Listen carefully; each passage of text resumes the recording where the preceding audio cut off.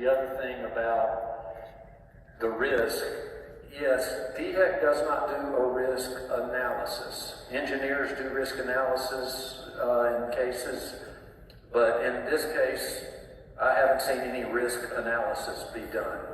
So, is it a risk? I've asked, is it low risk, medium risk, or high risk? And would you send your kids to the school if it was one of those? I say none of the above, no risk is the appropriate thing, especially in light of the zoning. Okay. Diane Jeffries, and two questions. A legal one, you might have answered this already. Would you do the case, do you factor in the OSHA violations and the safety violations in the legal battle, or is it strictly going to be zoning? That's the first question. Well, right now it's two things. It's zoning, and frankly, another thing that interests me about the case is I think there's been a complete ignoring of due process under our state constitution, which mandates affected persons have an opportunity to be heard. There's a procedural due process, and then there's substantive due process. You've got to have the law, which is the zoning code, and correct facts. One of the things I first looked at was the submission to York County that showed chemicals would be used in and out of the facility. That was their petition, self-asked petition to York County. Now it's going to be strictly water vapor. So to answer your question, I'm sorry if I got off. Right now it's zoning and violation of due process of law. But I will answer the question. The secondary lawsuit that I discussed was commenced with discovery. I'm hoping the lawyers just accept the suit very quickly. We don't have to wait on the typical 30-day turnaround. But that may bring into effect things like OSHA rules and regulations. As Andy just spoke to you, DHEC by statute dissolved this year and was replaced by the South Carolina Department of Environmental Services and the others. So they became a split. So I think with the discovery that we have fielded, getting the strategy, that may become a factor. I was initially inclined to lean federal in this case. If there was something about the Clean Air Act or toxic chemicals that would apply, but I think the zoning battle makes it a local fight. And if you're in the sound of my voice tonight, you leave here, you need to get everybody you know on board. And it's time to pick a team, because I don't see this ending easily. I don't see it ending fast. And we are in battle with a company that is a multi-billion-dollar company. They obviously have successful operations in Washington, two of them in Washington, one of them in Georgia, Canada. So, if it's successful, why has the model changed here? So, at this time, the answer to your question is that it's based on zoning and due process issues. The other question I had was, I was told that SILFAP would be self-regulating, and I wondered if you could expound on what that would be, and also that if there's an event, they had a half an hour not to have to report it, so I don't know if you could enlighten us on that. He's the better.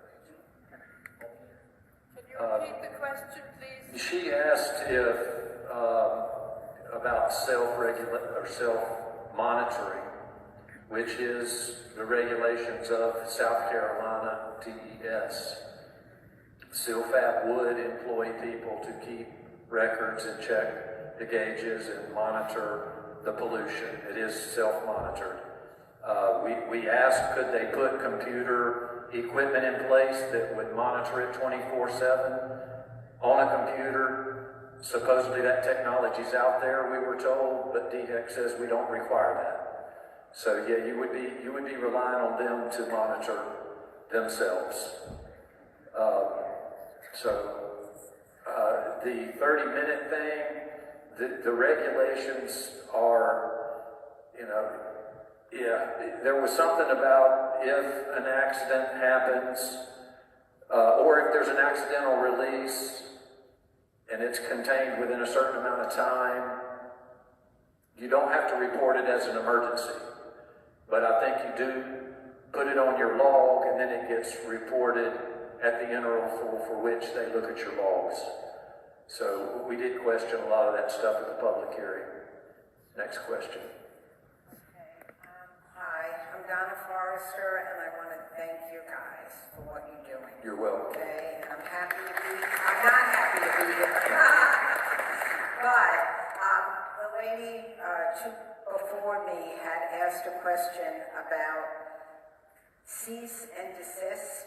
Like, my question is, when the zoning board, you know, when we put in the appeal, why wasn't that an automatic that permits stop and that they stop production?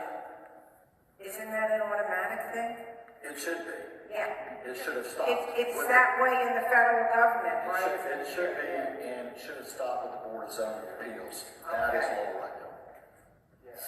So in the FOIA documents we found, there was one email that I believe was a day or two very quick after the BZA, where the day after the BZA, we found in the FOIA documents where the head of SILFAB sent a letter to the county and said, are we going to get a cease and desist?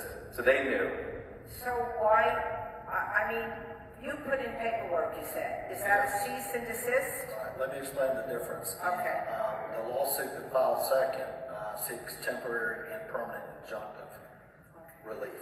That means basically a restraining order and voiding of permits that issued after the BZA. So that's, in legal terms, as the answer to cease and desist. It's not going to be a cease and desist letter. Clearly, they haven't ceased and desist. They've proceeded forward. Right, but why couldn't we have done that? Why wasn't that Well, done? it's, a circuit judge will end up hearing this. Okay. And again, a first appeal was the SILFAB matter. I think I gave you, ladies and gentlemen, the case number. That should have stayed everything, but it didn't. Okay. Yes. And how about the water consumption? They're going to be using all of that water. Isn't that the town's water? Isn't that our water? With climate change happening, because it is happening, water is going to be a scarcity. Shouldn't Yes. that be brought up? I mean, Well, that's all water. Yeah, kind of. If we give the county a challenge of we need more water, they'll put up another water tower and they'll overcome the demand that SILFAB has. If it somehow is going to drop our water pressure, I don't think infrastructure is the issue. It's zoning completely, and the chemicals relate to the zoning. So that's what water towers are for, to keep it stored, to give us the water we need during the day, so they can pull it up during the night. Yeah, and I just want to take a brief pause in the questions. I've seen there's people, I know it's Saturday, so everybody's got things going on. But I just wanted to stress some calls to action. If you guys we're going to continue this for another hour, questions and answers and brainstorming and everything. But if you guys need to leave, that's totally fine. I just want to stress, please spread the word. We have a staff